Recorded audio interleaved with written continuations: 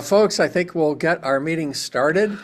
I'd like to begin by welcoming all of our members, family, and friends. This is our November speaker series, and we're really pleased to have Dr. Craig Farquhar, who will be speaking on the Raptor advantage, and I'll introduce him in a few minutes after a few quick announcements.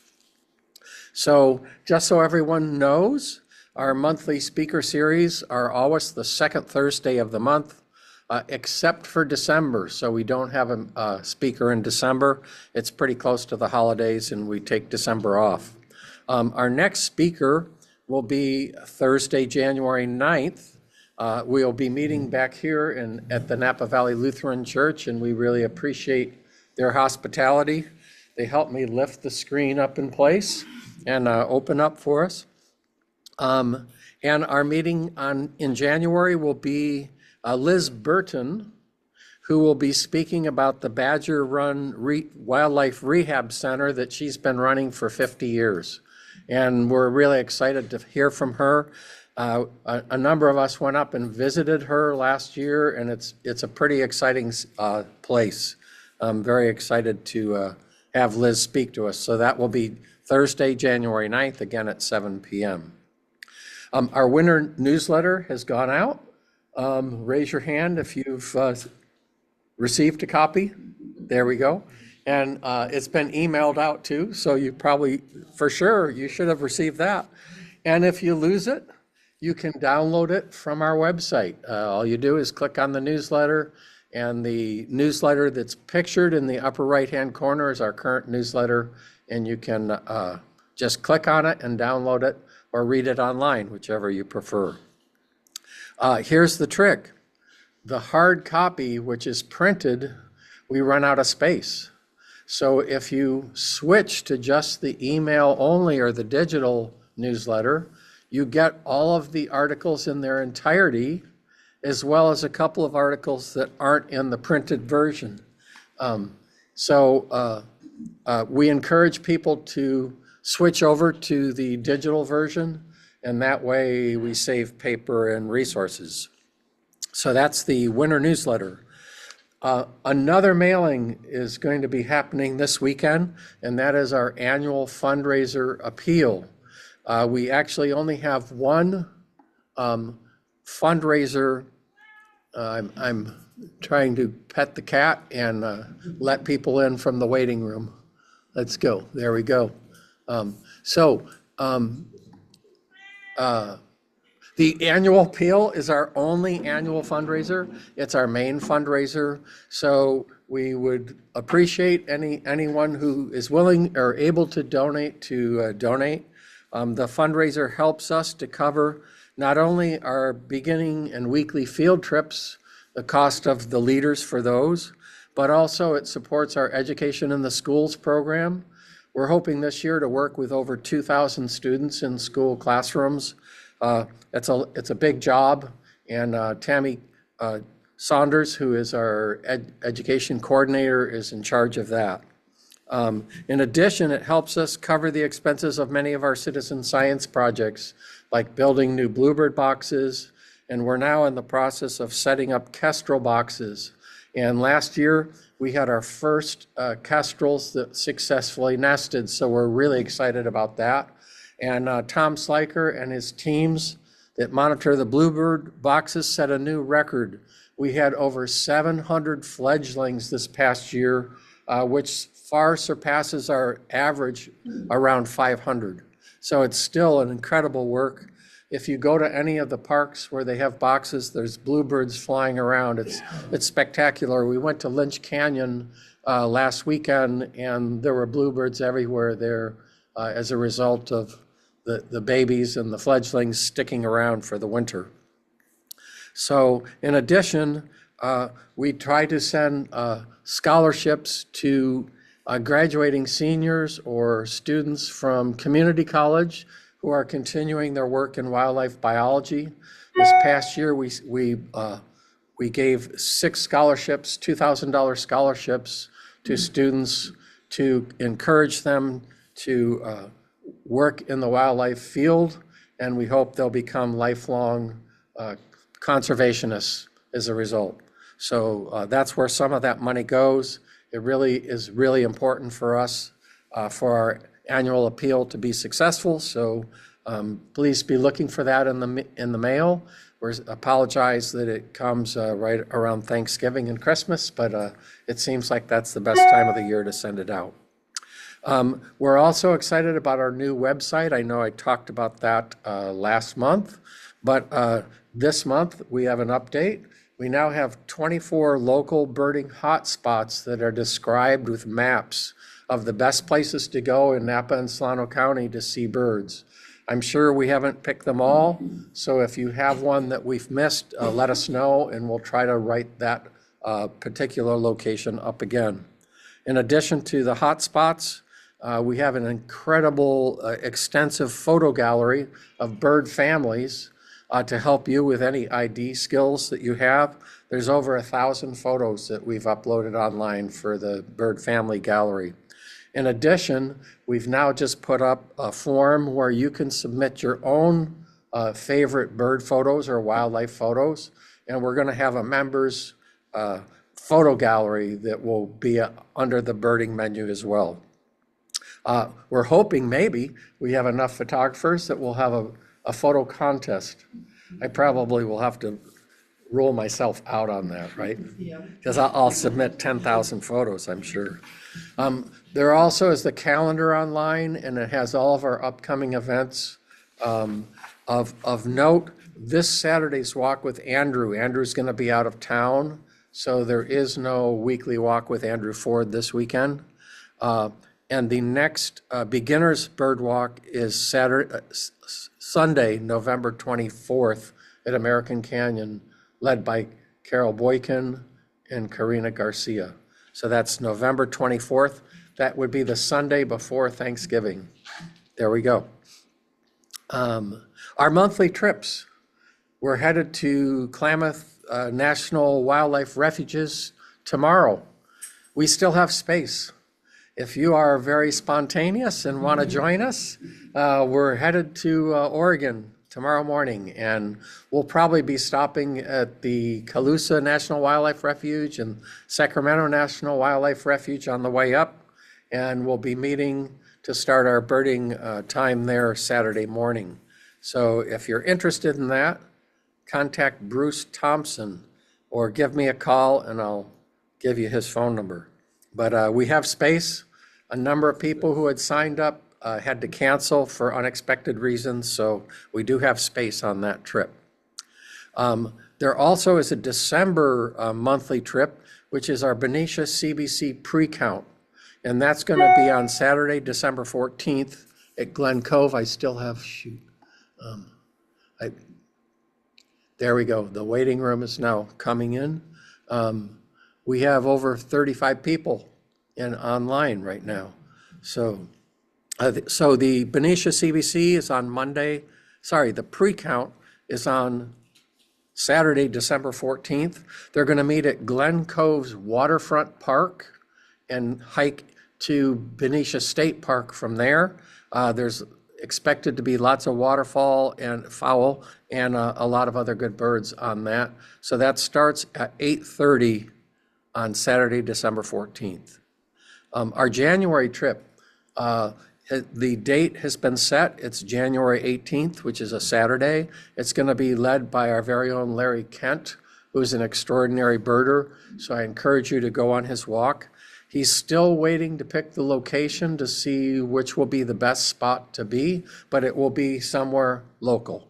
So look forward to that announcement on our website. We'll have it in our calendar before too long.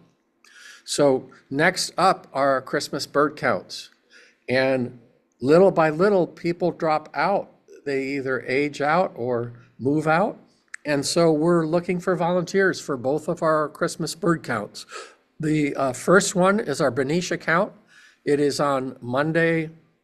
Where's my notes? Where did it go? Monday the 16th. Yeah, 16th of December. There goes Robin. I better make sure I have that right, huh, Robin? So Monday, December 16th, Robin Leong and Tom Sliker are the coordinators of that. If you'd like to join a team, there's a lot of experienced birders, and it doesn't matter what your skills are, but you can join one of our teams and help us out on that. At the end of the evening, we're going to have a dinner at the Vallejo Senior Citizen Center, and we're hoping that that's going to be catered this year, so you don't have to run home and make a dish. So join us. It's a lot of fun. At the culmination dinner, we get to announce all the birds that have been found and seen, and it's a lot of wonderful camaraderie. Hey, All right. Mark, can I cut in a second here? Let me just, Just one second. I sent out a notice of saving that date to everybody that participated before, but good, I haven't got answers from a lot of people. And okay, Tom and I met yesterday to talk about this. okay, So could they mark in the chat that they're coming? oh, okay, You know, that's just tell me perfect, that they're coming. that's perfect. So the chat, we'll turn the chat on, and you can just type in the chat saying, hey, I forgot to respond, but I'm going to help out on either the Benicia CBC or the Angwin CBC. So That's right. our second CBC is the Angwin CBC, coordinated by Murray Berner, an extraordinary birder. It's always on January 1st, and this year it's on a Wednesday. And so Murray will help you get on a team. Again, there's a lot of experienced birders, and you will have a lot of fun on that. It's always a lot of fun. So they also have a culmination dinner, which will be at the Carnegie House, I think it's called, Carnegie Hall in St. Helena. So the Angwin centers around the town of St. Helena, goes all the way up to Pope Valley and up valley to Calistoga area and down valley partway towards Yountville. So finally, t-shirt sales. Pam Condos has helped us design our t-shirt. We have a ton of t-shirts, and we want to get rid of them. We want to sell them to you. It's a perfect Christmas present. They're only $25, and they're extraordinarily good quality t-shirts. So you can buy them online. Just click on the sales button on our website, and you can purchase one. If you like, you can call up Pam, and she'll arrange to have you pick up your t-shirt. So finally, tonight's program is Dr. Craig Farquhar. Almost. Close enough. He's going to help us learn all about the Raptor advantage. Raptors are an amazing group of birds. They're hunters, and he's going to tell us all about the anatomical and physiological adaptations that they have to make them extraordinary hunters. It's the product of millions of years of evolution.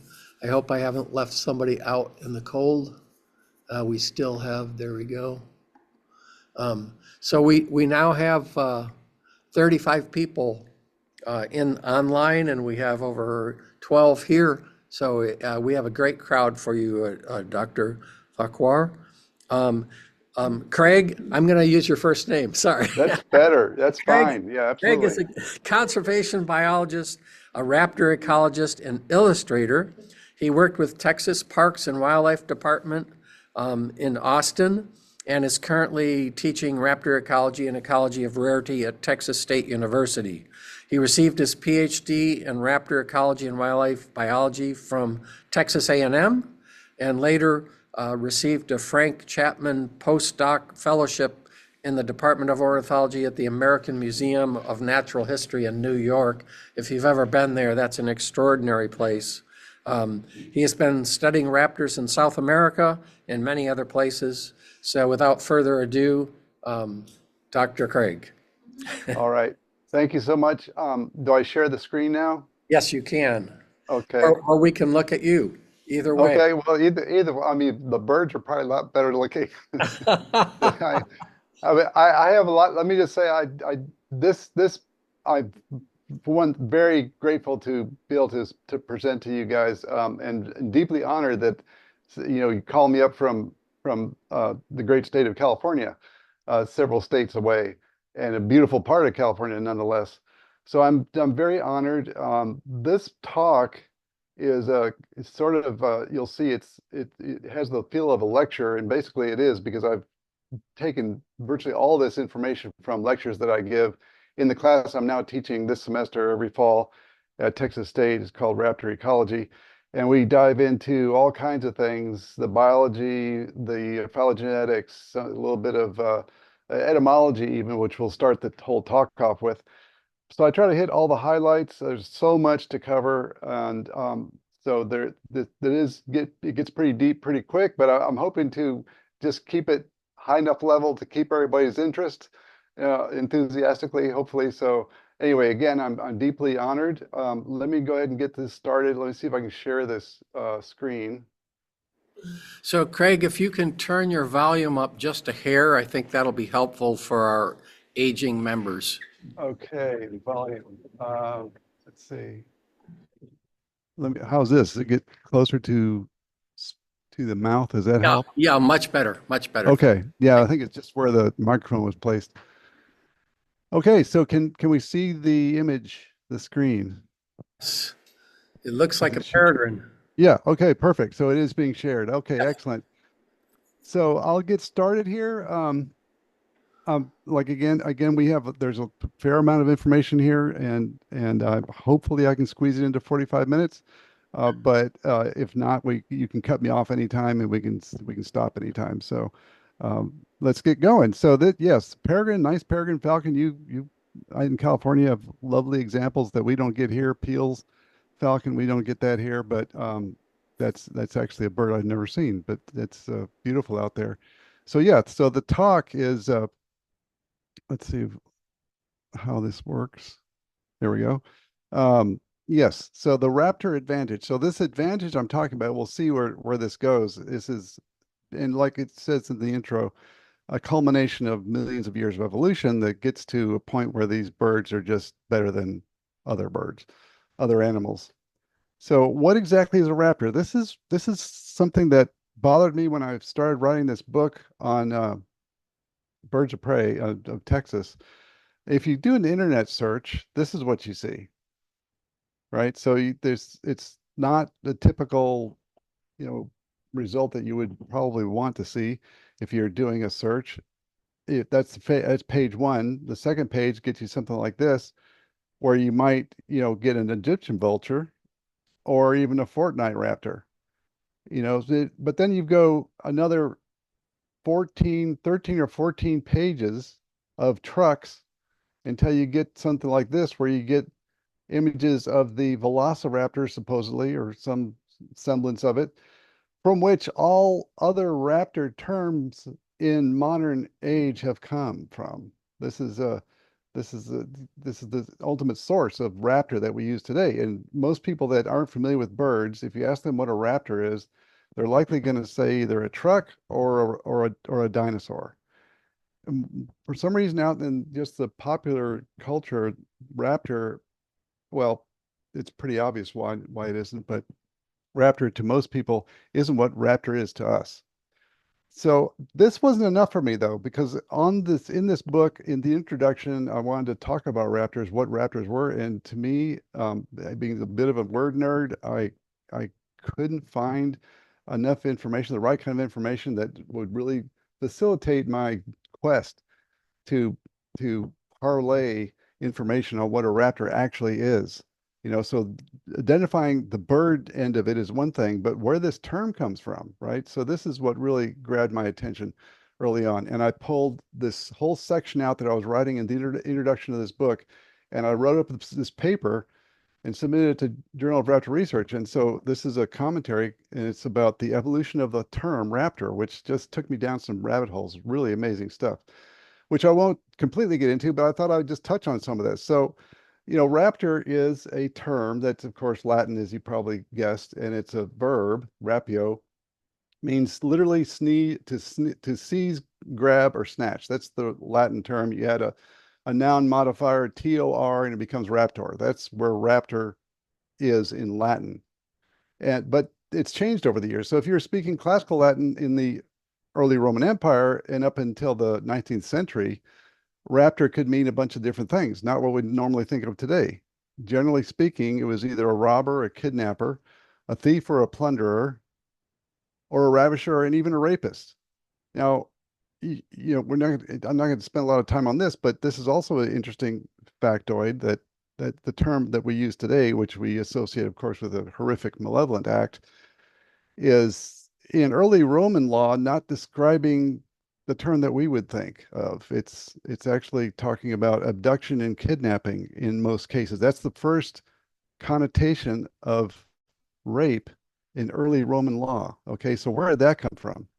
Well, it comes directly from Proto-Indo-European, from the root of this term, which we call lexeme. This this hypothesized root from this hypothesized language that gave rise to so many others is this term H1 rep. This is a guttural sound that's hypothesized to mean this root, right? So something like rep or rep or something along those lines.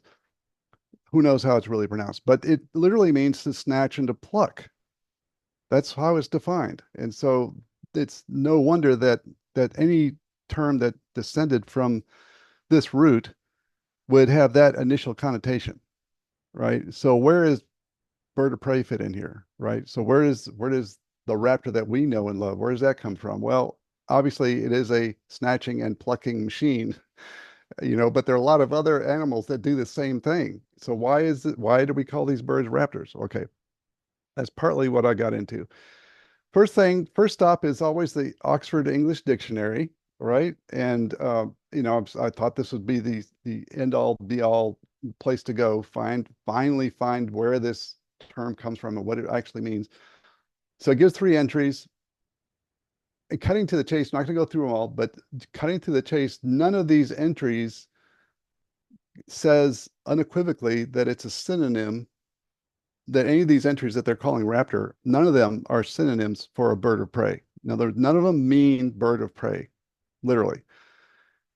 They relate to behaviors that we can consider raptorial, but that's about it. So the first entry is 1398, and this was, taking Latin into Middle English, and it becomes raptur in Middle English, but probably this was a poetic license, some translator license that the translator used in translating a term in Latin. It wouldn't have been raptor. Okay, it would have been some behavior that would be roughly translated into something along the lines of raptorial behavior. And so John Treviso, who is the contemporary of Chaucer, who was one of these big translators, he decided to use the term raptur, which is the French derivative of raptor, right? So raptor. What this means literally in the description in this 1398 entry is just a behavior, a raptorial behavior. That's all that means. Okay, so that doesn't satisfy me looking for the first appearance as a synonym for birds of prey. This is raptorial behavior. That's all it means. And the other 2 entries are similar. Very interesting. If you want to read all that, it's in that paper there. But so we have to depart from OED and go into taxonomy. That's the next stop to find where this comes from. There's a lot of taxonomic history there, but the first really decent systematic attempt, was probably by Francis Willoughby, who died early and his work had to be published by his friend John Ray, who also has something to do with our understanding of what species are. Right. So in modern, quote, taxonomy by Francis Willoughby, he had some things to say about what a bird of prey is, or raptor, but still he's not using the term. Okay, he's talking about rapacious birds or birds of prey, and all throughout, I read the whole thing, there's no mention of the term raptor as a bird. Okay, there's rapacious in terms of their behavior, but nothing that says raptor. They have crooked beaks and talons, etc., that we all know and love from our current day descriptions. So it gets about as far as they can at the time in the 1600s, saying that the rapacious and carnivorous birds were birds of prey. The gentle and frugivorous ones were parrots. Now, both of these sets of birds have similar anatomical equipment, curved beak, talons, etc., keen eyesight. But one is rapacious and carnivorous, the other one isn't. Okay, and there are other vague traits that are used, size and sluggishness, cowardly, great terms that that were applied to identifying these birds. Okay, so from taxonomy, then we go into a little more modern taxonomy. In the early 1800s, raptor is still a term that was used for snatching and plundering and robbing, but it was first incorporated into taxonomy in birds by a German taxonomist, Illiger, and then modified by Vigors. Okay, so in 1811, it appears as the order for raptorial birds. Okay, and the term used was raptitores. I don't know if you can see my cursor there, but the raptitores was what was used. That turns out to be a very awkward construction in Latin, according to researchers that I worked with at UT. And so that was quickly abandoned, actually. So 1825, Vigors, who's Irish, he comes along and drops raptitores, becomes raptores, just plain raptores. Okay, and raptores was adopted very quickly for orders in birds, and it was adopted, in fact, by the first edition of the AOU checklist to include all birds of prey, diurnal and nocturnal. This lasted from the first edition in 1886 all the way to the fourth edition in 1931, when the term falconiforms was used, introduced, and that was coined by Sharp, 1874. So raptors had a good long lifespan. All right, so it's still, so that's where raptor is in terms of identifying birds. And there's a collective term, a taxonomic term that involves the term raptor, right? Raptores, raptitores, but nothing that says raptor just by itself. So that had to be done. Finally, in 1828, it appears by a guy who's a self-proclaimed ornithologist, but he's more of a poet, right? His name is James Jennings. It's not referred to in the OED at all. And here he writes a poem and coins this term. He wanted to take the term raptores and anglicize it. And so he just constructs this term. It's fairly easy, just drops some letters on the end and it becomes raptor. This is the first appearance that I can find that I don't know if there's any other thing much earlier, but this is the first appearance where it definitively identifies this term as a bird of prey. Okay. So there's a lot there, a lot more to that in the paper. But then the question is, when did this first start being used as a raptor? So it was identified in 1828 as the bird. Okay, what happened since then? That's another fascination of mine. And how does it compare to usage in bird of prey? So there's this thing called Ngram Viewer in Google, which is fascinating if you're a word person. This is the place to go. And I've highlighted these two entries here. What you can do is take any pair of words, any series of words, put them in the search engine and say, search through all the books that Google has online that have been digitized. And there's millions of books, believe me, out there. And you can choose any language, but in this case, I chose English, case insensitive from any country between 1800 and 2022, which is the biggest pile of good data they have. So this is the plot you would get. Blue is bird of prey, red is raptor. You see early on it's birds of prey all the way. And then slowly raptor's in there, but up until 1828, and then we'll start with some key appearances. 1828, right about there, is when Jennings coins the term raptor to identify as a synonym of a bird of prey. Before that, so to the left of that on the x-axis, it would have been just a snatcher, a plunderer, a robber, a thief, whatever. And this appears in all, jurisprudence and church writings and in classical literature and everything. Okay, so past that, as we leave 1828, raptor is now part of the English lexicon. It's just not a lot of people know about it, apparently. So the next time we see it, so you see that line to sort of stay is pretty even. So in 1924, we have Osborne that discovers this interesting looking fossil in Mongolia and names it Velociraptor mongoliensis. He is the first person outside of Jennings to apply it to a bird-like fossil. And so this is more of a reptile. The birds are reptiles. So he applies this name, Velociraptor mongoliensis. And from then on, now it's in the scientific literature. So it's in popular literature and scientific literature, but still sort of taking its time getting anywhere, right? The next stop would be right here, Silent Spring. So we're looking at trajectories in this red line here. We see that's pretty flat, but starts to take an uptick right here. And the only thing I can point to here would be Rachel Carson's book, but it doesn't mention the term raptor.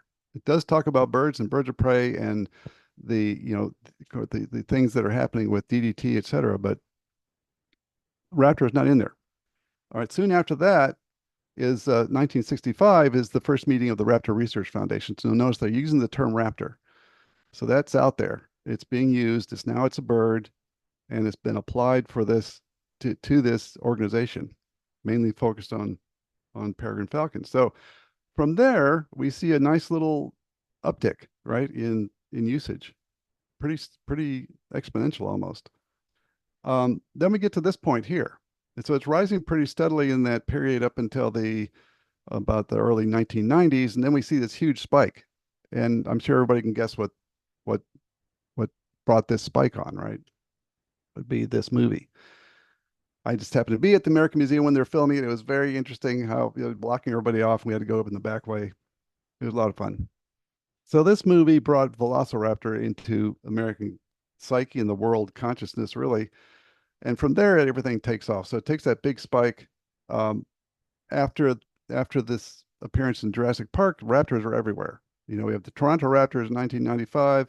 We had the F-22 Raptor in 1997. And then it takes a slight dip in popularity, but then another big spike when this book was published, Raptors of the World. Okay, so since then, we've got, of course, the Ford F-150, which wasn't named until 2010, but now it's everywhere. Fortnite, software, even proteins. That's all over the place. So that is basically the history of where Raptor entered from Latin into American usage, English usage. Anyway, you can read more about it in that paper, but that's pretty much where that went. But we've come a long way since Willoughby. So still defining raptor, what does it mean? We get the idea that they're raptorial, but what does that mean? Right? So and this is where we get into the epitome of a predator in terms of evolutionary adaptations. Eyes, the beaks, sharp, curved, great at ripping and tearing. Feet are strong. They're very sharp, long, curved talons. Their behavior, what they do is they snatch and pluck by any means necessary. They're predatory, and they do it in a bunch of different ways. But a bunch of other birds can also be raptorial. So we have this problem, and it's still believed today among raptor people. It is difficult to say definitively what a raptor should and shouldn't be. Because we have other birds, shrikes, Lineae. They are essentially raptors for all intents and purposes.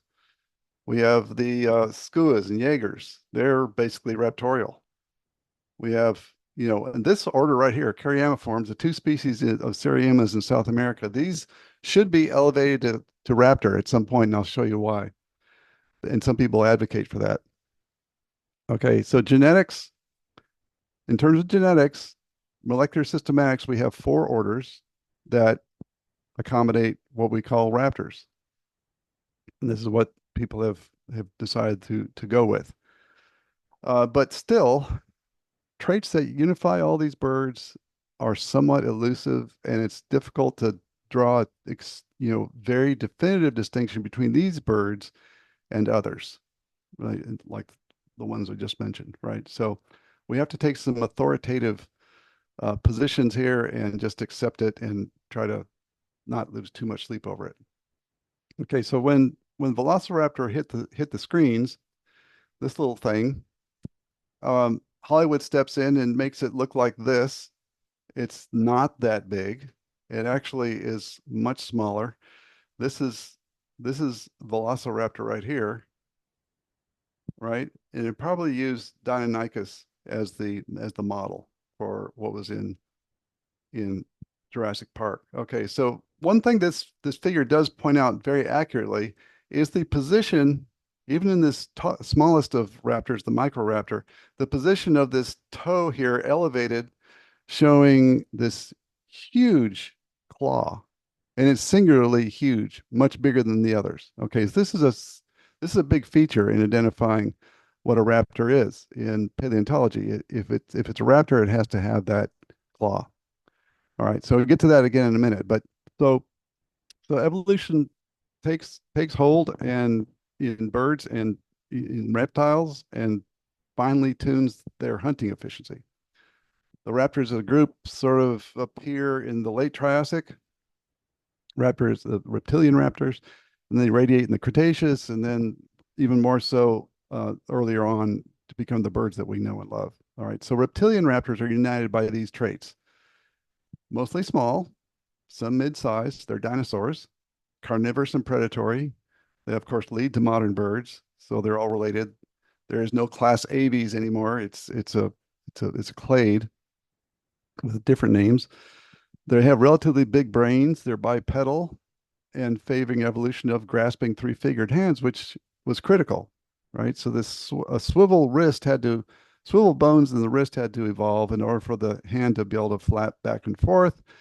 And fingers that were once 5 were fused down into 2 or 3 in modern birds. This had to happen. So this began happening with these reptilian raptors. They're fast and agile, they're flight capable. They have feathers and pugnacious feathers, and they probably evolved first for predation and not for flying. They have large brains, large eyes and binocular vision, very keen eyesight. The group hunting was posited just based on some of the fossil finds that they've found.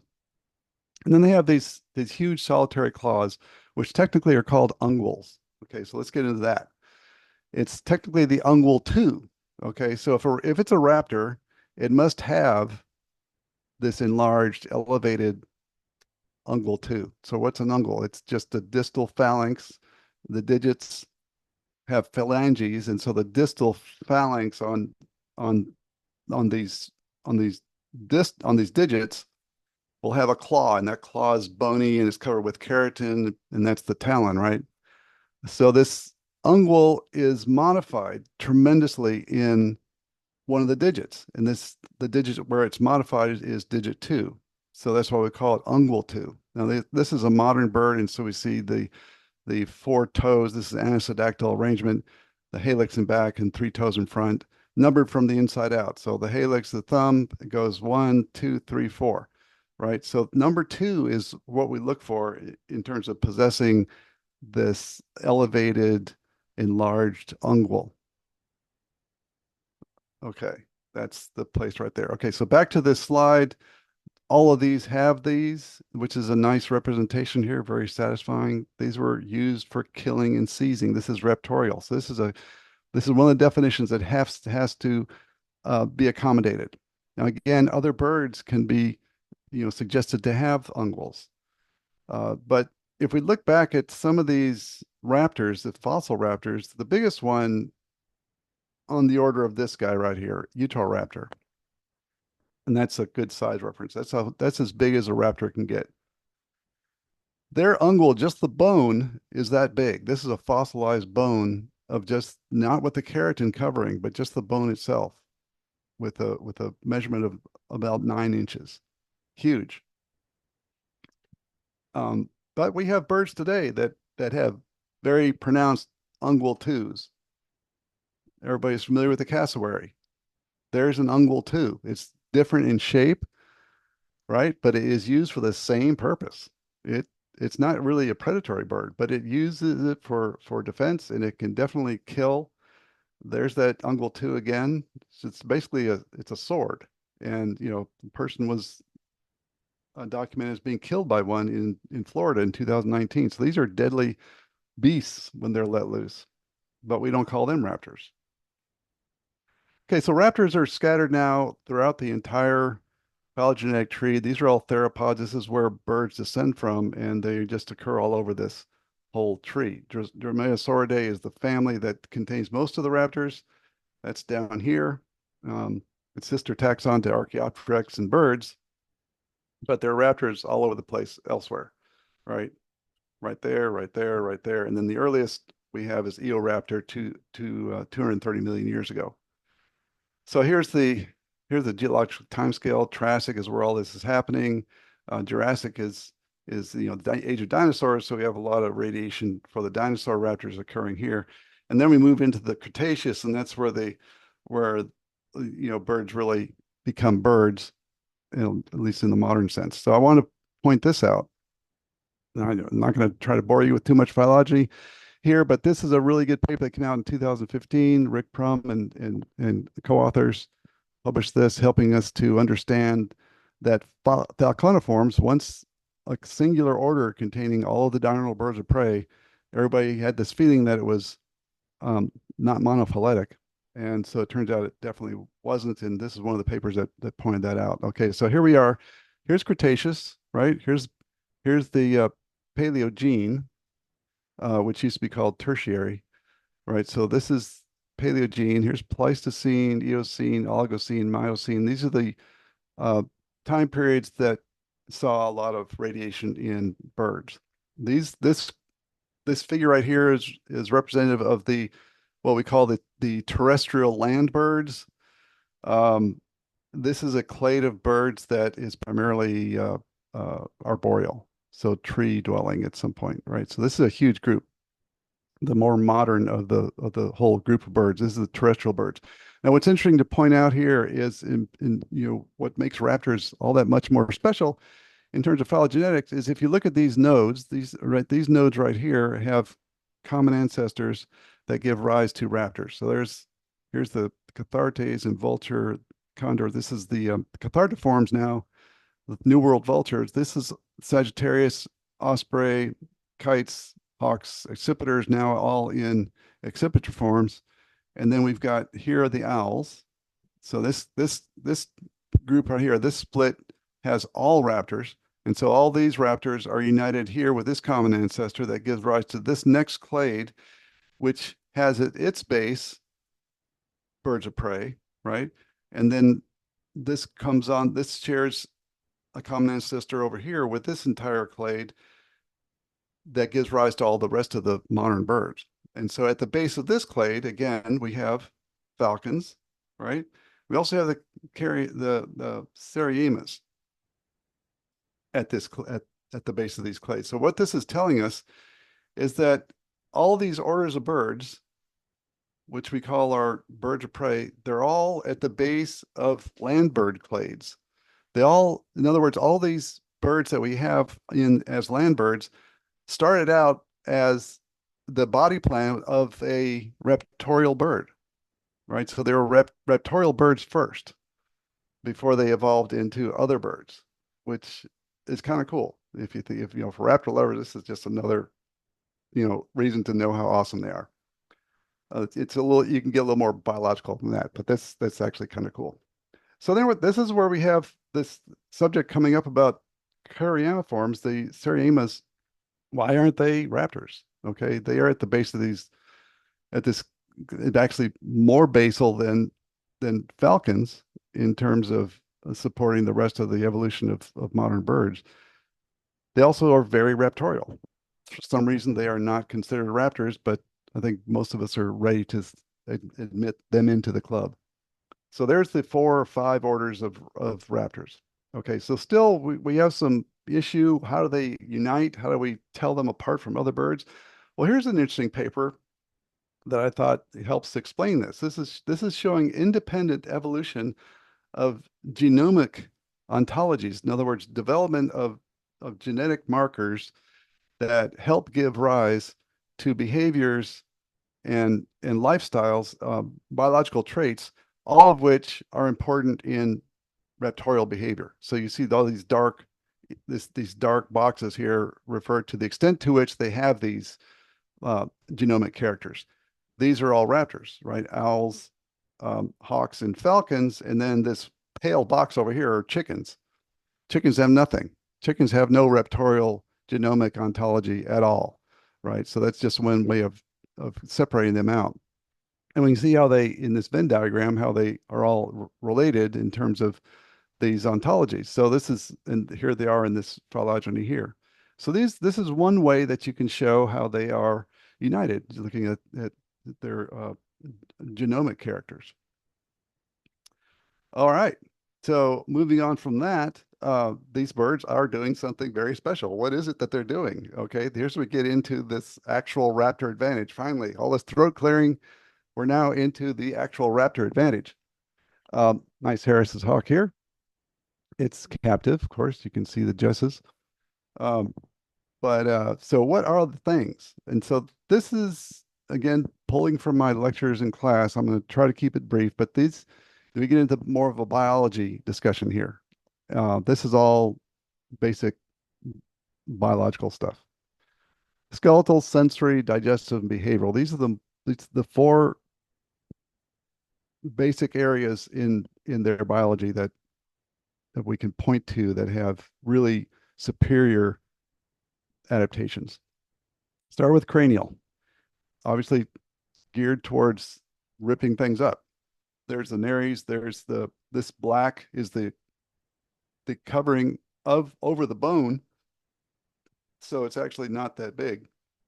These birds have, in other birds, have scleral rings. So these are bony plates that are embedded in the sclera of the eye to keep the eyeball from collapsing on itself. The eyes are so huge.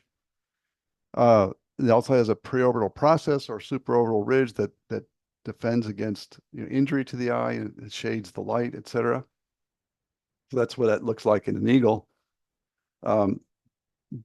This is just another skull with the sheath over the bill removed, so you can see where the bone is. You can see that the sheath actually goes beyond the bone. Very important, obviously, for cutting and so forth. Birds of prey like this generally don't bite. And like if you were to pick one up, they wouldn't bite you so much. They're adapted to use that beak to pull things, tear things, rip things up. All right, but the supraorbital ridge is not present in all birds of prey. It's not found in the entire order of cathartiforms. It's not found in the osprey. It's not found in swallowtail kites and other members of this family. Right, so it's present in some, but not all. So the feet, the ultimate snatch and pluck mechanism. So we talk about that ungual 2 in fossil raptors. The ungual 2 in modern raptors is not, it's big, but it's not, I mean, it can be dwarfed by the helix in some species, but it still is the larger of the three that are forward facing.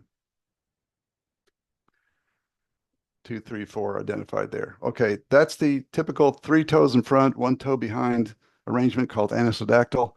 But other raptors have this interesting arrangement where you can flip around D4 or the fourth digit. You can go backwards and forward. This is called semi-zygodactyl.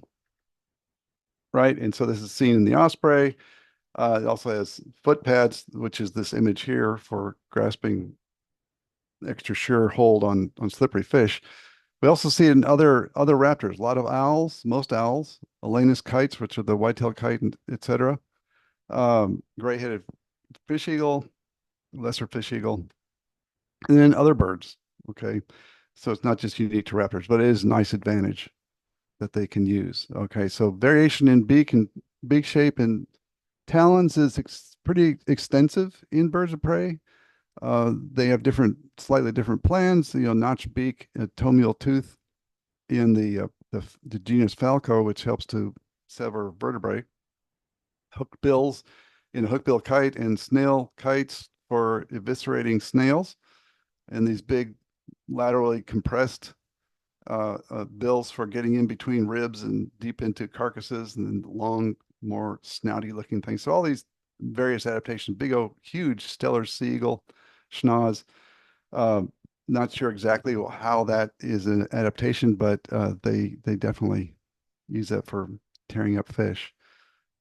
And then it's an assortment of talon types, right? All responses to selections on feeding. So they also have selections on their flight, and this is another advantage the raptors have. So you have couple basic different types of body plans in birds. You have the big long-winged, high aspect ratio birds like albatross, which are huge birds, right? They are on the order of 12 feet in wingspan, weigh up to 19 pounds or more. There's snowy albatross, and to get off the ground, they're not so graceful. They actually need a runway. They need to run into prevailing winds and then just stretch their wings out and get a lift. They do that. They have to do that because they don't have the adaptations on their wings as part of their wing shape, primaries in particular, that help them thrust and get off the ground. So raptors have solved it in a different way. This is almost the same size weight. It's almost as massive as an albatross, and it just jumps off and ready to go. Okay, so they do this with these things, right? Notched primaries, which you're probably familiar with. You're identifying birds out there. You know what notched primaries are. These are extremely important in birds of prey. Most birds of prey have them. Some don't. But the ones that use their wings for flying, maneuvering, especially through canopy and foliage and acrobatic type flight, larger bodied birds generally have these notched primaries. So this resource right here is great. This is a website that you can go to, the Feather Atlas, the Forensic Lab at Fish and Wildlife, and it has all these very nicely laid out primaries and secondaries for a lot of birds, most of them that you would see. So wingtip design is an adaptation and is an advantage in birds of prey. So birds that are soaring constantly have winds to lift them off. They don't need it. But you have birds that are bigger and broader winged and have greater what we call wing loading, and that's minimized to some extent. That turbulence created by the wings is minimized to some extent by an adaptation and advantage at the tip of the wing. So here's what jets might have done that they have done to try to minimize turbulence. This is a vortex created by a jet that's gone through this smoke, and this vortex right here is very powerful, and it can induce a lot of drag on the wing and keep it from doing what it wants to do. Winglet designs help to reduce that turbulence. See this turbulence, this long trail of turbulence. You want less of that. So this wingtip helps do that. Well, in birds, we have a different approach, right? So we have these notched primaries, and basically what this does is breaks up all this turbulence into smaller bits, look like this, and this helps to minimize the induced drag on that wing, helps to lift, it helps with thrust, and so birds of prey have this as an advantage. Okay, what else do we have? Something called ground effect, whereby birds just throw their wings out flat and hug the ground, and that takes advantage of literally cushioning, compressing an air mass, and they can float on the surface, whether it be the ground or water. And not all, it doesn't have to be a raptor, but large-bodied birds will do this, right? And this is taken to good advantage in birds of prey because you've seen a lot of birds, especially like Cooper's hawk, other accipiters, but it can be other birds as well. Falcons and bootios all do this. Well, they drop off a perch or from a height and immediately go to the ground and stay on the ground, right? This helps as an element of surprise, but it also takes advantage of that ground effect as they're flying along. All right, now this gets us to more advantage, the legendary vision that everybody's probably been waiting for. So this is what people think of when they say, well, the raptors are just so awesome. Yes, it's their vision, their eyesight. So this is the raptor advantage sort of summarized in anatomical detail. So let me just list these out. Some you may probably familiar with, some you may not be. So the large tubular eye, there's a reason that is an advantage. We'll talk about that in a second. It has larger pupils. They have faster ciliary muscles. They have denser photoreceptors. They have direct brain connection between the photoreceptors and the visual cortex. They have 2 fovea per eye, which is, again, not unique to birds of prey, but they kind of take it to a new height. They have greater magnification, partly due to vitreous fluid in the fovea, which act as magnification lenses. They have increased flicker fusion threshold. We'll talk about that in a second. And they have highly precise vestibulo-ocular reflex, which may be a term you never heard of before, but you know what it is. You've seen it.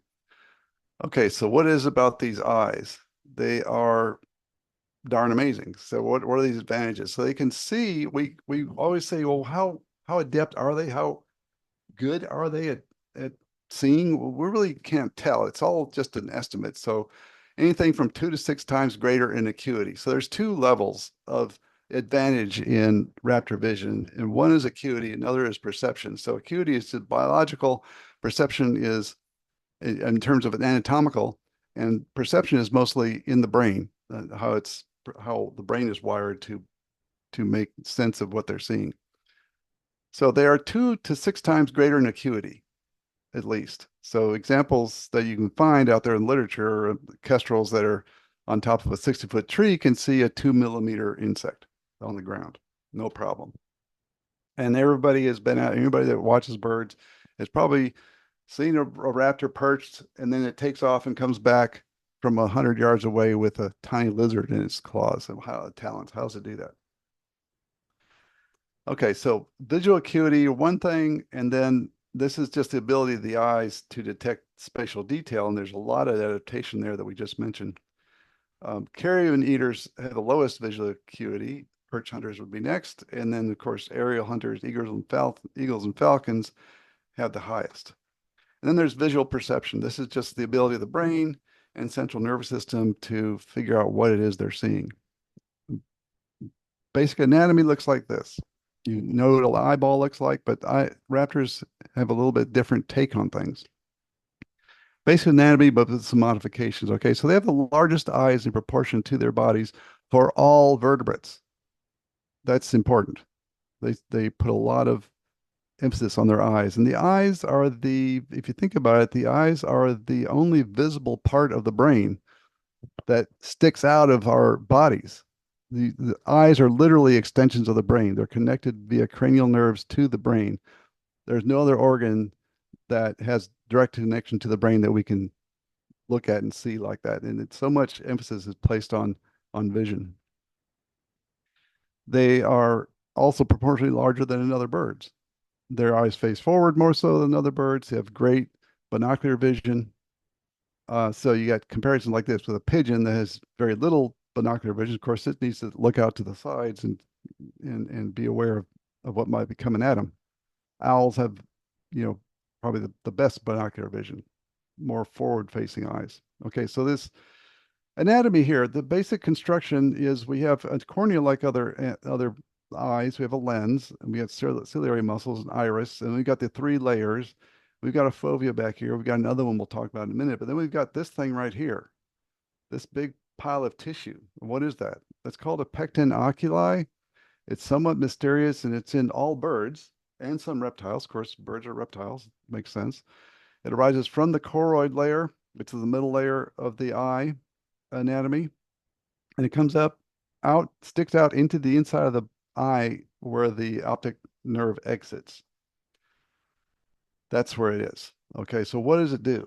Well, the retina of birds is avascular. So you may not have known that. I mean, the choroid layer has got blood vessels in it, but the retina is avascular. So humans, we can take prints of our retina vasculature that is unique to individuals, kind of like fingerprints. But there is no such retinal layer of blood vessels in birds. So, but those blood vessels are necessary. You need to have gas exchange. So what has happened then is it's combined itself into a tissue called pecten oculi, and this is where we have all this vascularization take place. So what was in the retina is now accumulated in this pecten oculi. So it's gas exchange here. There's temperature and pH control. All kinds of studies have been done on this. It's not exactly sure what. I mean, these are hypothesized functions, and so some or all of these things are probably taking place. It also has melanin, okay, and some more than others. And this could actually change the microclimate inside the eye, and especially helpful at high altitudes.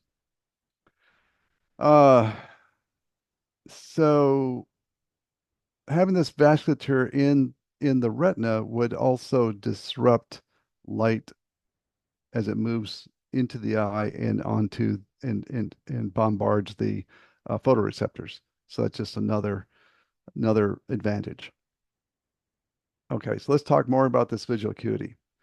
They have ciliary muscles with greater numbers of mitochondria. Okay, this allows faster twitch, and they can change the shape of the lens much more quickly than in other birds. Birds can do this, but raptors do it much better.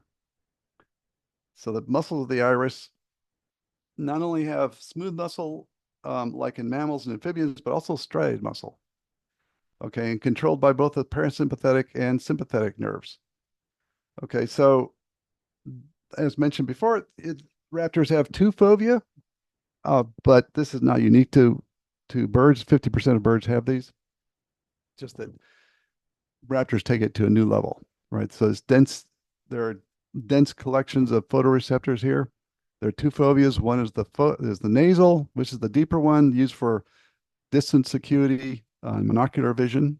These are looking outward, and then the temporal or lateral fovea are more shallow, and these are used for binocular vision. So here's the angles that you would see. This nasal fovea right here, um, extending out. That would be the monocular great distance acuity fovea, and this temporal fovea, it's more towards the temporal bone.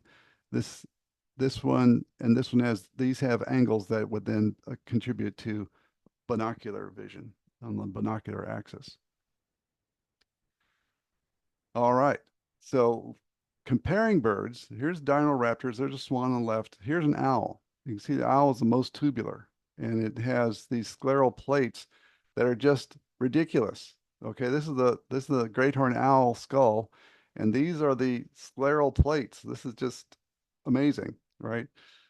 That they would have this. It's not fake, but they need it to support these huge eyeballs. Okay, so this tubular shape, what does this help do? Okay, it allows more light to come in contact with more photoreceptors. These birds have greater photoreceptor density as well in the fovea. So humans have in the fovea around 200,000 millimeter, photoreceptors per millimeter squared. And it gives us 20/20 vision if we are lucky. House sparrows have 400,000 per millimeter squared. This would give it 20/10 vision. A raptor, it's like common buzzard, buteo, has around 1 million. That number varies from bird to bird, but they're up there. That's huge. That automatically gives that bird 25, vision compared to us. So each photoreceptor is also, if that's not enough, they're each also connected to as few as one single nerve ganglion. Instead of humans, which have like 100 photoreceptors connecting to a ganglion, and then that all gets processed and goes to the brain. Birds of prey, especially in birds, but especially birds of prey, have in some cases single connections between the photoreceptors and to the brain, significantly increasing nerve impulse transmissions. They also have these, of course, two eyelids. It's only the lower that moves. The upper layer doesn't, but it has it has these nictitating membranes that wipe the eye clean. Instead of they're not able to blink, but they use these nictitating membranes to clean their eye and also to protect them as they're flying through a brush, etc. Another advantage. Okay, so let's look at these fovea for just a second. So these are different scale resolutions, left to right. So one's top and bottom. So one's a Harris hawk, one's a peregrine falcon. The deep fovea obviously is on the left. The shallow fovea is on the right. So let's look at these. Temporal and shallow. Temporal is shallow and is good for near vision, binocular vision. The nasal, deeper ones are meant to be they possess many more photoreceptors and are used for that great distance acuity. So if you compare this just diagrammatically, the shallow fovea and these little dots represent photoreceptors, a deeper fovea has more has more photoreceptors and is going to be hit by the same amount of light that's coming through to hit shallow fovea, that same amount of light would hit more photoreceptors in a deep pocket of photoreceptors, right? So that's how that works. The typical photoreceptor anatomy is kind of similar to other vertebrates, but in terms of which birds have what, nocturnal birds, the owls are almost 100% rods. They don't really have any cones. And so the rods are really, really cool little adaptations. They are triggered by a single photon. Okay, so it's not much light is needed. That's why these birds like barn owls can see in total darkness, what we consider total darkness. They're using all rods and they are firing them off very quickly. All right. Cones are then going to be exhibited more so in diurnal raptors, which makes sense, up to 80% in their fovea. They detect color, they have more rapid time resolution, but they need greater illumination. You have to have enough illumination for those things to fire, which is why you don't see a lot of activity for raptors in the crepuscular hours for diurnal raptors because they just can't use their eyes as well. Okay, there's some other photoreceptive cells out there. I won't probably have time to get into that, but I just wanted to talk about these rods and cones. Okay, so the cones vary in light sensitivity. We have 5 different types, right? One for violet, one for blue, one for green, one for red, and then one that's called a double cone, which really doesn't detect color, it detects motion. See, these are all highly evolved anatomical traits that help raptors do what they do. All right, they act as micro lenses, these oil droplets, and because other reptiles had them as well, it's thought that descended from earlier raptorial uh, uh, reptiles. That gives us the inclination to believe that these earlier reptiles also had keen, excellent vision. They are the ocular media, that is the cornea, the lens, and the vitreous fluid in the eye, are pretty well adapted in most raptors to not allow much UV light transmission, right? Except for a few birds. There is evidence in European kestrels, Falco tununculus, that they actually may be tracking UV light that's present in bull urine. So their prey, they can see UV light reflected in the urine of their prey. But for most raptors, this is not something that's done. Okay, so with all these advantages in visual anatomy, so in terms of acuity, their brains still need to interpret what they're seeing. So this is where we get to perception. Central nervous system helps them understand their spatial discrimination. So we've got this red shoulder hawk over here and needs to see this snake. Okay, so this is where something that we call the flicker fusion threshold comes into play. And this can be analogous to what we're seeing here with this helicopter that seems to be just floating in air with its rotors not moving.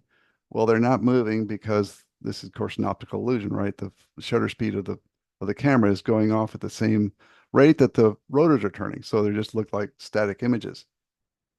So anything above this, you get moving helicopter blades, right? So this is what the flicker fusion threshold is all about. Is exhibiting some frequency of movement in terms of light transmission through the eye, perceived by the brain at rates that can be perceived as continuous. So if we have the flickering of this light, and this would be something along the lines of the changes in light and dark in this snake, if it were moving too fast, it would look like a blur. It wouldn't look so much like a snake. The pattern wouldn't be recognized, and it would be difficult for the raptor to understand what that is. Okay, so the higher the flicker fusion threshold they have, the better off they're going to be. And this is borne out by some studies here. This is these are prey that can be seen, identified because they can contrast with their background. And this is what they look like if they're moving above the flicker fusion threshold. So they could be seen as something moving, but the search image would be would be marred in the brains of these animals if they see this blurry versus the static image. So there we got a full range of abilities in raptors. Now humans, it turns out, are actually pretty good. We have, you've heard of the 60 hertz threshold for TVs in order for us to see an image. If it's off of that, then we see either blocky image or something really blurry. So we are able to work in the 60 cycle range, whereas other birds are worse or better. So caracaras, ground dwelling birds in Argentina, they don't really need such acute eyesight. Again, they're the carrion eaters. Their acuity is going to be less, so they're 15 to 40 cycles per degree. Sacred falcon is much better, 102. Then we have like the brown falcon is around a little bit better than us, 73. And the best of the best are going to be the eagles and falcons. Okay, one other thing that helps with viewing is the fact that these birds can maintain their heads perfectly still when the rest of the body is moving. And this is known as the vestibulo-ocular reflex. Okay, it was first discovered by this French anatomist who saw something in the brain, the inner ear of the skull of these birds, and thought it had something to do with hearing. So he removed it, and the bird was unable to keep its head up. Okay, so this is how it was discovered that this was not anything to do with hearing. It had everything to do with proprioception, with being able to balance and understand where you are in space.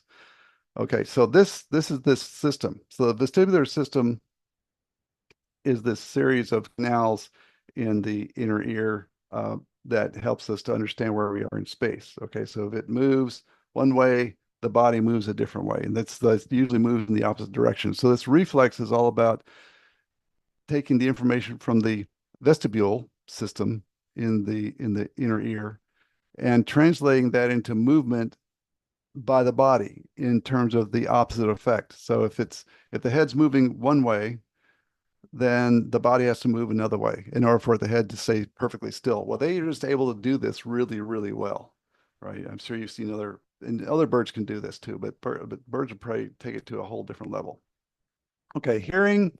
Moving along, hearing in raptors, not so amazing. I mean, we actually can hear better than they can, but generally speaking, it's the younger ones of us can.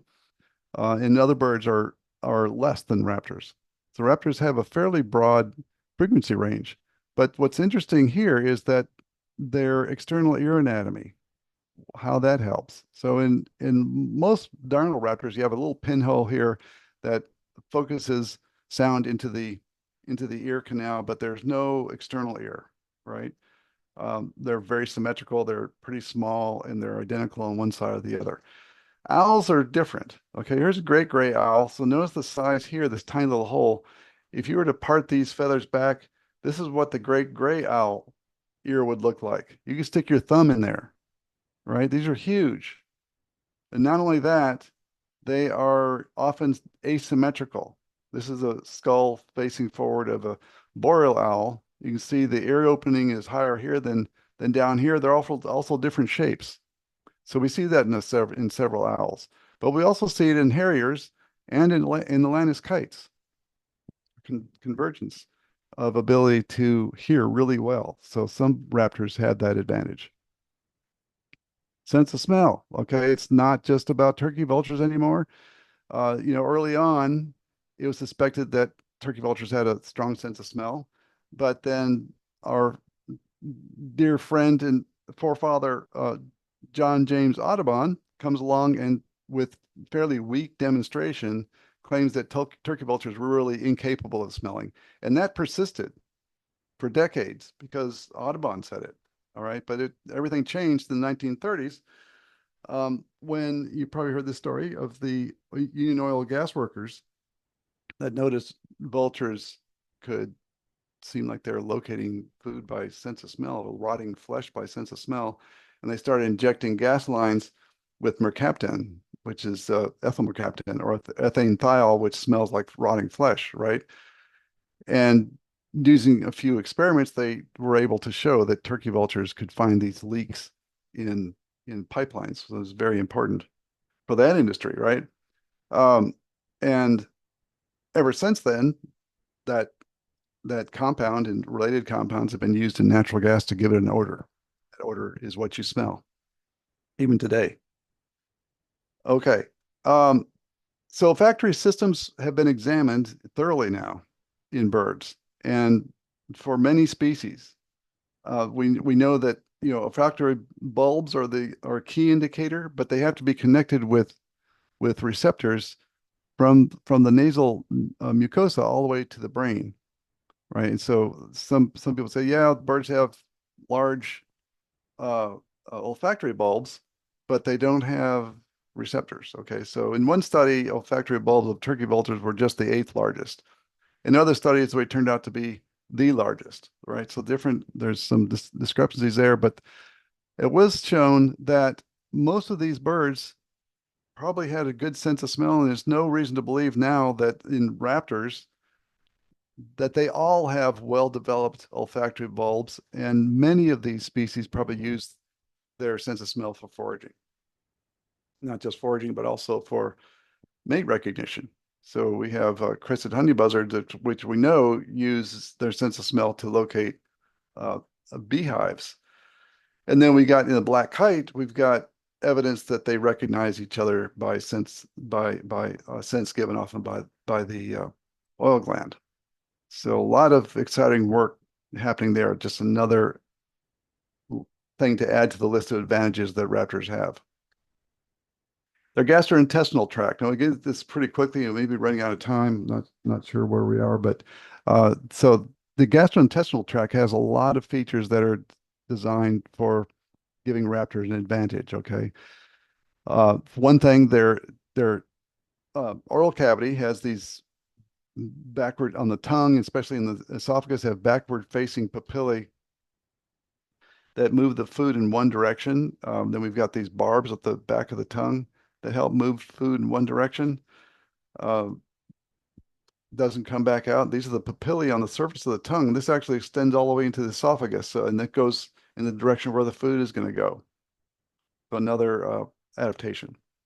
So here's a list of things that the digestive system does for raptors that is really above and beyond what it does for other animals. I'll just briefly go over this, okay? They have crops, but not all of them do. The crops are non-secretory, but in most raptors that have crops, owls don't have them. And they actually, and you know this because they swallow their prey whole, right? So the birds that don't swallow their prey whole hold them in crops, and this just meters the chunks of food into the stomach. The stomach is extremely strong in acid. Some of the most acid environments of any organism. Right? The bearded vulture is right around 0.8 to 1. That's insane. That's stronger than battery acid. They're digesting bones, right? That's all they really feed on is bones and the marrow in the bones. So but other birds of prey are similar, not too much less acid anyway. Small intestine. So the adaptations here on out are all to reduce weight.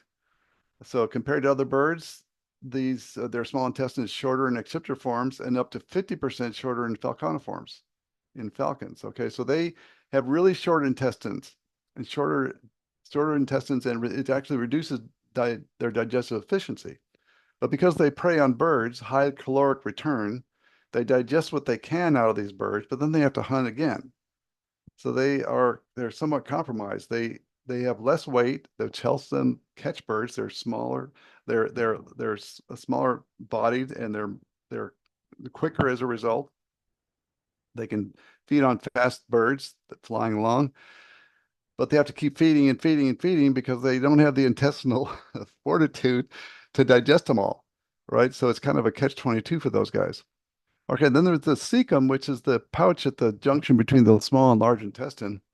We know ours lovingly as one side of it is the appendix, the other side is the little pocket that just actually exists there. Well, in birds, they can be very variable, really long and short in others. So in raptors, in dino raptors, if they're present, And a lot of times they're just little nubs. They're more lymphatic than they are glandular. But in owls, they can actually be fairly long and very well developed, and they can be glandular, secreting digestive compounds, and can aid also in water conservation. Okay, so overall, they've skipped a lot of things that we normally cover in class, but overall, we got the attackers and the searchers. The attacker raptors have smaller GI tracts, and these are going to be the ones that depend on rapid acceleration, so accipiters and peregrines. The searchers are, buzzards and kites and the ground foraging animals like raptors, like vultures, have a difference. They're going to have larger GI tracts. Okay, cutting some more physiological corners. This is kind of interesting here. Carnivorous birds and mammals have high metabolic rates, right? In mammals, we have in mammals, glucose is the energy substrate for the central nervous system. So we have to have a glucose circulating through our organs, but we can't have too much of it. If we have a lot of it, we can have hyperglycemia, we can have hyperglycemia and diabetic consequences. But birds have very large amounts of circulating glucose all the time in their bloodstream. They don't use it the same way we do. Birds primarily rely on fatty acid metabolism in their exercise, where we tend to rely initially on glucose. They use fatty acid metabolism for their heavy duty workouts as in flight. So compared to mammals, healthy birds have this high insulin resistance. They have this circulating levels of glucose in their blood that would pretty much kill a human. Yet they are extremely long-lived for vertebrates of their size, and don't seem to be bothered in the least by this heavy-duty insulin resistance and high levels of circulating glucose. Their high protein diets seem to have led to this high insulin resistance, and they keep a greater blood glucose circulating to help feed the other vital organs.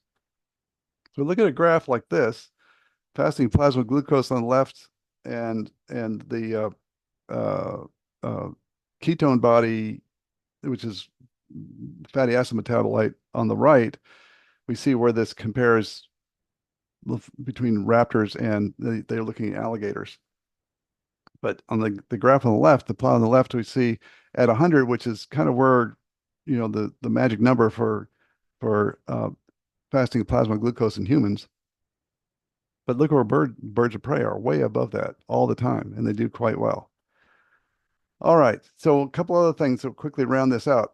Pellets are important and not so unique to birds of prey, but they are very important in their metabolism. They're formed in the stomach and then ejected. They consist of the indigestible components, bones, hair, feathers, etc., that they can't use. They vary a lot in terms of the species and the amount eaten.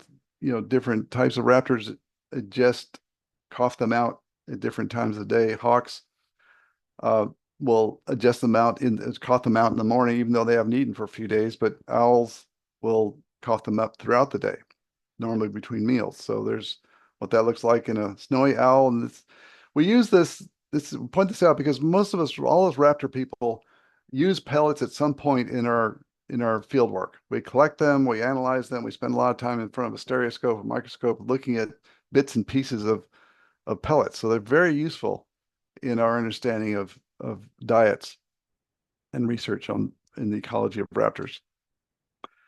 And so another curious feature with raptors, and is a pretty good advantage, although it's not totally unique to raptors. You notice the white, crusty covering on the legs of this turkey vulture, but also occurring on this stork, and then all over this black vulture. You may know what this is. These birds actually poop on themselves and let it dribble down their legs in a process known as urohydrosis, where the evaporative cooling effect takes over. So the uric acid in their feces evaporates, and as it does so, it releases a lot of energy and removes heat from the blood in the vasculature of the legs. So you had this in cathartiforms and some storks, and it used to be a reason why they were lumped together taxonomically. So it's functionally similar to sweating. So this is an advantage for these birds. So another strategy that has been seen not a whole lot of birds, but we're very familiar with this relationship here: zone tails and turkey vultures. A nice mimicry, behavioral mimicry going on, where zone tails will mix in with vultures and not be seen. And so this has been considered a form of mimicry. There's some other examples of mimicry. Here's an ornate hawk eagle, adult, right? Then we have this bird. Looks pretty much just like a adult ornate hawk eagle. And when it was first discovered, it was put in its own species. But it turns out that this is a juvenile of this bird, gray-bellied hawk. Totally different genus, Accipiter polyogaster. Right, so originally described as Accipiter pectoralis because they didn't really know that it was a juvenile of the gray-bellied hawk. So there's another bit of mimicry going on. It's not well studied, but something's going on there. So there's numerous foraging strategies that have been used in raptors to their advantage very well. Ambush, ground hunting, hovering. I'm going through this quickly because I think we're running out of time, but stooping, quartering, kleptoparasitism, which is pretty much everywhere in raptors. We have fishing, gleaning, and chasing.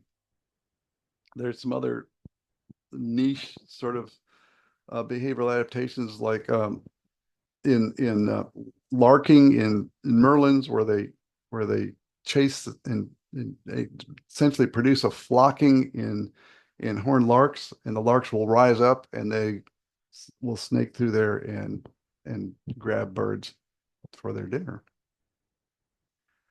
Soaring is, of course, another feature. All right, I think we're done. I'm sorry if I've gone over, but this is just sort of a brief glimpse into what I torture my students with. But anyway, thank you very much. And if there's any time for questions, I'd be more than happy to answer them. Craig, that was fascinating, just really fascinating talk. There's so much to learn. Clearly, you've been studying hawks for a long time. Raptors, I should say. Yes, yeah, this is one of my major passions for sure. Uh, any questions from our audience? Can you share with us a good Yeah, definition of accipiter. Do you have a definition for that? Yeah, accipiter dates back to that's actually one of the terms that appears together with raptor in that translation. It's actually a translation of a proto-encyclopedia volume called The Property of Things. Is written in early 13th century. So the occipiter is a term that literally means tearing, and that comes from Latin.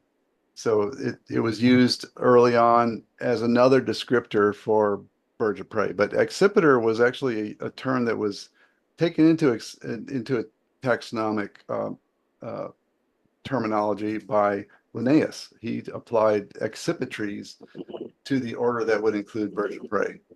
So it was a term that had been used for a long time. Lucretius used it in describing things in his poetry and so forth. So it'd been around long, but it's Latin for tearing. Tearing. Yes. I'm sorry. Can everybody hear that? Yep. Fantastic. Well, What's the name of this book? oh yeah, we haven't talked about your book. Can you tell us a bit about your book? Yeah, I wish I would have brought a copy of it, but it's called The Raptors of Texas, and it is a volume that I, along with Clint Boal, who's at Texas Tech, he's another raptor biologist. We wanted to put together a natural history treatise on just diurnal raptors. So we, at the time, had 38 species that we included in the book, and I illustrated all the regularly occurring species. And the book was published in 2022, but we submitted 2019. And in that intervening period, two new raptors appeared in Texas, the bat falcon, yeah, and Stellar's sea eagle. So we couldn't include those in the book. Sadly to say, I'm glad that they showed up, but they just didn't appear in the book. But yes, it's Raptors of Texas. It's published by Texas A&M Press, and it's available on Amazon. So yeah, take a look if you like. Great.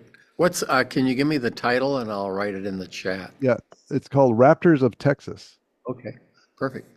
Yeah, yeah. There's a Raptors of New Mexico. There's Raptors of Arizona, I think, and I think I don't know if there's a Raptors of California, but there is. So the Raptors of Texas, it hadn't been done before, and so we just wanted to do that. But yeah, check it out. Be happy for you to enjoy it if you can. Lucas and I rushed to Texas to try to see the bat falcon, and we missed it by a day.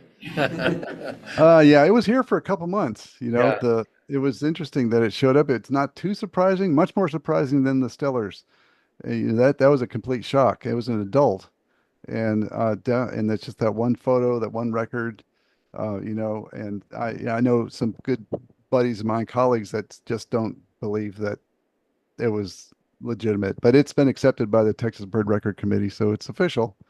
Wow. It's just that one sighting. Wow. Any other thoughts?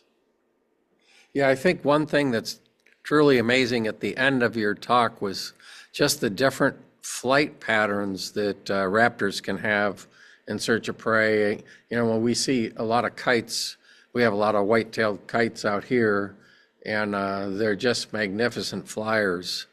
Yeah, Yes, yeah.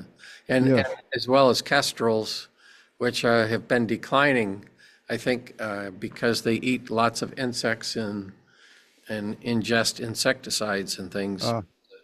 Yeah, they seem to be doing not so well in certain parts of the country for sure. We get mostly winter birds here, excuse me, but we do have some nesting pair, central and East Texas for sure.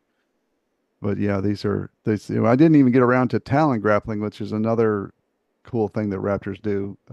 Used to be considered a courtship display, but it's pretty much in most all, if not all cases, it's agonistic, and it can happen between members of the same sex or interspecific, where they Uh-huh. actually they grab themselves by the talons Where they and tumble they through the tumble air. through the air. Right? There's all kinds of spectacular videos out there. I had this one that I show my students where a pair of bald eagles were found dead on the ground and locked in their talons. But it turns out that the evidence was that they probably tumbled through some power lines and got electrocuted. Oh boy. Yeah, they don't normally hit the ground like that, but yeah, this is pretty spectacular. So you're saying this isn't necessarily courtship?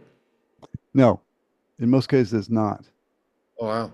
Yeah, I looked through the literature because I had seen an example of this in South America working on the variable hawk, and which is the sister taxon to whitetail hawks.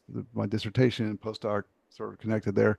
And doing this field work out there, I just happened to notice a black-chested buzzard eagle coming to the territory of a variable hawk, and they got into it, and they're in the same genus now. They weren't then, but so they're congeners, but they this is a huge thing, and you don't usually see this. And I was felt pretty fortunate to even see it, but they grabbed each other and they tumbled through the air, and I got back. I wanted to write that up, so I got back and did a lot of digging in the literature and consulted a lot of people, and so there were really very few published examples of it as courtship. Oh, interesting. Huh? Yeah. I guess we better change our lesson in our fifth grade classes then. Yeah, it's out there quite a bit, especially in eagles. That it's they're dancing and grabbing talons, and there's some evidence for it in some species, but mostly it's agonistic. Interesting. Huh? Well, there's a lot of thank yous in the chat and a lot of thank yous in this room. We really appreciate your talk. It was very informative. We had over 50 people in attendance, which is a great number for us. And Well, yeah, on behalf of Audubon, we'd like to thank you for staying up late and giving us so much information. It's incredible when you start to really study an organism in depth Yeah. how many different adaptations that they have, physiological as well as anatomical. Yeah, it is. It's astounding. It really is. And there's just no end to the variety out there. There really is just, I wish there was a better way to just circle, around a group and say, this is the Raptor group, that's clearly definitive, but it's hard to do that. And, we just have to kind of make it up and say, okay, we say this is what it is, but this is, a lot of arguments could be had the other way. Sure. Well, I enjoyed the word uh, history behind it as well. Yeah, well, if you like to read that paper in Ecology. 2017, it's worth looking at. I think if you're interested, it's definitely a word nerd exercise. There's a lot of But work. I worked with in I this worked with group. the guy at UT. I had to get some help with ferreting through old Latin and trying to find sources and exact places in some text where I just needed. And this guy helped me out. He's incredible. He actually works he got his PhD in physics and math, but he dabbles in languages, and he speaks 8 of them, and a couple of them are extinct. Wow. So that kind of help that I need to have to get this done, but it's Wow. a lot Amazing. of fun. Well, I'd like to remind our viewers that are still with us not to forget about the Christmas bird counts. We really need your help on those. So for the Benicia count, contact Tom Slaker or Robin Leong. And for the Angwin count, contact Murray Berner. And if you'd like to help out, we have a Christmas bird count for kids as well, Saturday, December 14th. We're going to try to publicize that. We're hoping it's going to happen again at Connolly Ranch, and should be really fun. And again, our talk in January is Thursday, January 9th, and it's Liz Burton talking all about her 50 years work in wildlife rehabilitation. So thank you very much, Dr. Farquhar, and I really appreciate your insight and incredible research into raptors. Well, So thank you so much. Again, I'm deeply honored to be able to share some of this. Thank you. appreciate everyone in attendance. Yeah, thank you very much. Yeah. All right. Well, take care, everyone, and we'll see you in the near future. Great.